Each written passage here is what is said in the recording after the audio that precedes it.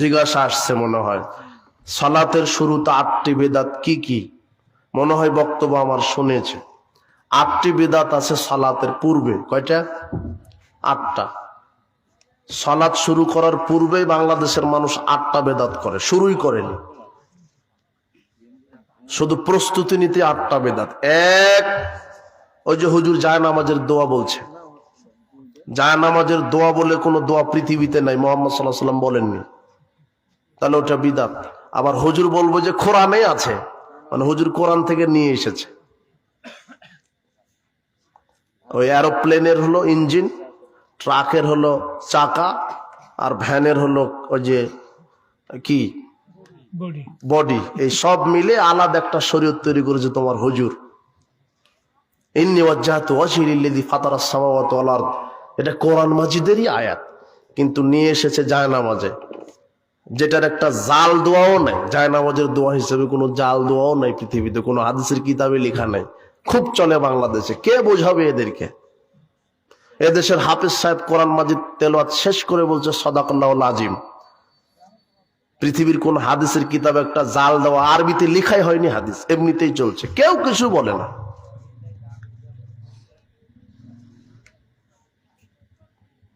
Top করে শেষ বৈঠকে বসে টপ করে আঙ্গুল জাগালেন, নামিয়ে দিলেন, এটা জাল দলিল নেই। কথা বুঝেননি? কথা, পুরুষ নাভির নিচে হাত বাঁধবে, নারী বুকের উপরে হাত বাঁধবে, একটা জাল দলিল নাই পৃথিবীতে, কোন হাদিসের কিতাবেই লেখা হয়নি। তাহলে 8টি বিদআতের জায়নামাজের দোয়া বলা বিদআত। 1। 2, সালাতের নিয়ত মুখে বলা বিদআত। নাওয়াইতু আন উসাল্লি লিল্লাহি তাআলা ফি যুহরি আরবা রাকা ফিল আসরি আরবা রাকা, এই যে মুখে আরবিতে নিয়ত বললেন, এটা বলা বিদআত।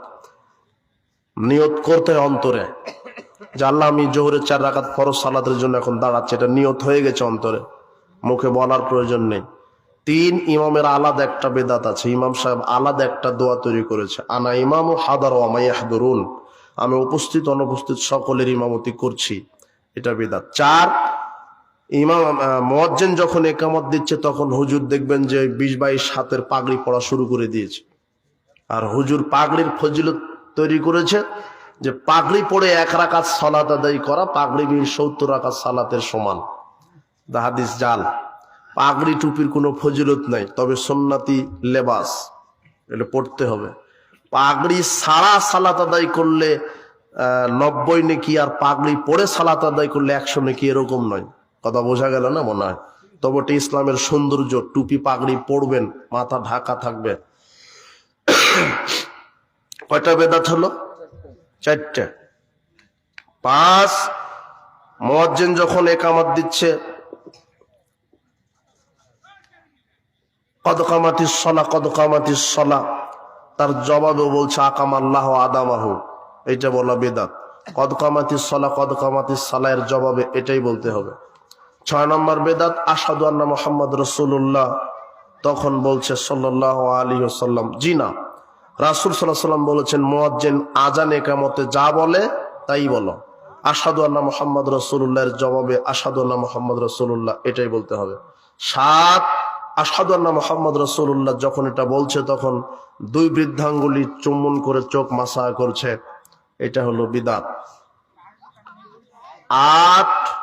8 নম্বর বিদআত আছে, ওই মুয়াজ্জিন সাহেবই বলছে আপনারা উঠেন, কাতার সোজা করেন, কাতার সোজা করে নিয়ে সব ঠিক করার পরে ইকামত দিচ্ছে। জি না, মুয়াজ্জিনের শুধু দায়িত্ব হচ্ছে ইকামত দেওয়া, ইকামত দিবে, মুসল্লিরা সব দাঁড়িয়ে যাবে, ইকামত শেষ, এরপরে যিনি ইমাম নেতা তিনি মুসল্লিদের মুখে বলবেন আকিমু সুফুফাকুম, তোমরা কাতার সোজা করো, তারাসসু, প্রাচীরের মতো করে দাঁড়াও, হাজু বাইনাল মানাকিব, কাঁধে কাঁধ লাগিয়ে দাও, অসুদ্দুল খলাল, আর পরস্পরের 2 পায়ের মাঝের ফাঁকা জায়গাটা বন্ধ করে দাঁড়াও। এটা ইমাম বলে দিবে। কথা বুঝেননি? এই দায়িত্ব ইমামের। কিসের ফাঁকা বন্ধ করে? 4 আঙ্গুল আধা ফাঁকা করে দাঁড়িয়েছে। আল্লাহ আমাদেরকে হেফাজত করুন। আমার পায়ের মধ্যে ব্যথা, আমি মসজিদে চেয়ারে অথবা টুলে বসে সালাত আদায় করতে পারবো কিনা একটু বুঝিয়ে বলবেন কি? চেয়ার টেবিল ছাড়া যদি একেবারেই অসম্ভব তাহলে চেয়ারে পড়ো। আর যদি তুমি মনে করো বা আপনি মনে করেন যে না বসে পড়তে পারবো মাটিতে, বসে পড়েন। চেয়ার টুল ছাড়া হচ্ছেই না, এটা কে জানে? তো তাহলে তো আপনি পড়েন। আর যদি হয় তাহলে দাঁড়িয়ে না হলে বসে, মাটিতে বসে। চেয়ার ছাড়া হচ্ছে না তাহলে চেয়ারে, কোনোভাবে হচ্ছে না তাহলে শুয়ে। আমাদের এখানে ঈদগাহে ঈদের নামাজ শেষে সম্মিলিতভাবে মোনাজাত নিয়ে অনেকদিন দ্বন্দ্ব। কেউ মোনাজাতের পক্ষে মোনাজাত করে, আবার কেউ এর বিপক্ষে মোনাজাত করে না। তা আপনি এই বিষয় বিশেষ করে ঈদের নামাজ শেষে হাত তুলে মোনাজাত বিষয়টি প্রমাণ সহ সমাধান দিবেন ইনশাআল্লাহ এলাকাবাসী। রাসূল সাল্লাল্লাহু আলাইহি ওয়াসাল্লাম 5 ওয়াক্ত ফরজ সালাতের পরে, ঈদের সালাতের পরে, বিবাহ বৈঠকের পরে, তাফসির জালসা বৈঠকের পরে, দাফন শেষে, এগুলির পরে সাহাবীদেরকে নিয়ে সম্মিলিতভাবে মোনাজাত করেছেন এরকম একটা জাল দলিল পৃথিবীতে নাই। সহিহ জয়ীফ না, একটা জাল ভুয়া দলিলও নাই। আমি মানহাজ সম্পর্কে আলোচনা নিয়েছিলাম, কিন্তু পরে আমলে সলেটা আলোচনা করলাম।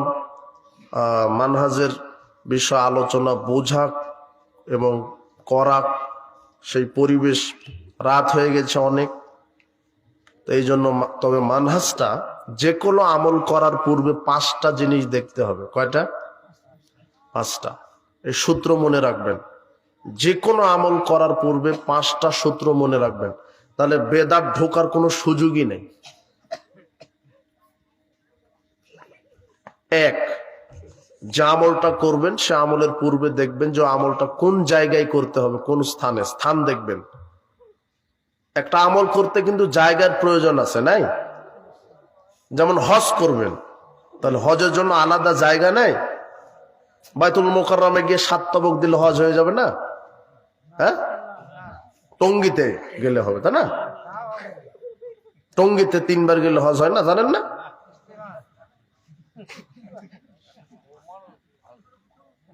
কোথায় যেতে হবে? আরে বাংলাদেশের হুজুর বলছে যে টঙ্গিতে গেলে কি হজ।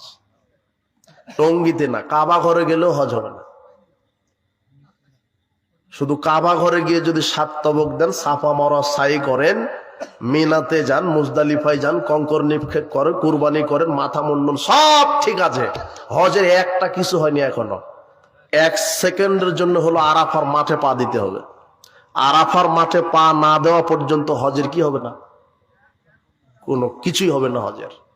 তো আরাফার মাঠে পা না দেওয়া পর্যন্ত হজ হয় না, আর তোমার হুজুর বলছে যে টঙ্গিতে গেলেই নাকি হজ। তাহলে হজের পূর্বে কি? স্থান। এটা একটা আমলের কথা, স্থান দেখতে হবে।